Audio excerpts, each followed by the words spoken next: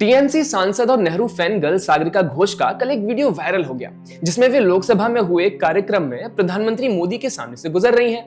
Video की खासियत यह है कि इसमें सागरिका घोष ने पीएम मोदी से फॉर्मल नमस्कार तक नहीं किया, वो उनके सामने से इग्नोर करके गुजर रही हैं। अब कांग्रेसी समर्थक और लेफ्ट लिबरल लॉबी सागरिका के क्रैश बिहेवियर को क्लास बिहेवियर बताकर छाती पीट रहे हैं, पर हमें तो सागरिका घोष के सस्ते स्टंट को देखकर शबीना अदीब की ये लाइंस याद आ गई है कि जो खानदानी रईस है वो मिजाज रखते हैं नर्म अपना, तुम्हारा लहजा बता रहा है कि तुम्हारी दौलत नई नई है।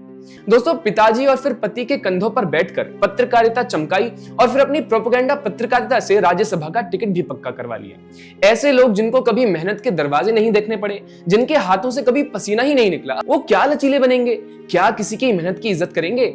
ऐसे लोग जिनका पद और तरक्की अपने नाम और कनेक्शन से मिले हैं, वो क्या उस पद की इज्जत करेंगे जिस पर पहुंचने के लिए पीएम नरेंद्र मोदी जैसे व्यक्ति ने अपनी पूरी जिंदगी लगा दी हो? हाँ, सच है कि सागरिका घोष और पीएम नरेंद्र मोदी के बीच वैचारिक मतभेद हैं, पर जिस मंच पर वो आमने सामने थे वहां व्यक्तिगत मतभेद मायने नहीं रखते। सागरिका घोष को प्रधानमंत्री पद की इज्जत करनी चाहिए थी। जिन लोगों को राज्यसभा टिकट अपने प्रोपेगेंडा के लिए मिला हो, उनसे संसदीय व्यवहार की उम्मीद लगाना ही शायद हमारी ये गलती है। सच बताऊं तो कोई आईटी सेल के लोग बिना संसदीय व्यवहार की समझ के जब संसद में पहुंच जाते हैं तो ऐसा चीप स्टंट देखने को मिलता ही है, चाहे सुप्रिया श्रीनेत हो या सागरिका हो। ये अलग बात है कि सुप्रिया पूरी बदतमीजी दिखाने के बाद भी संसद नहीं।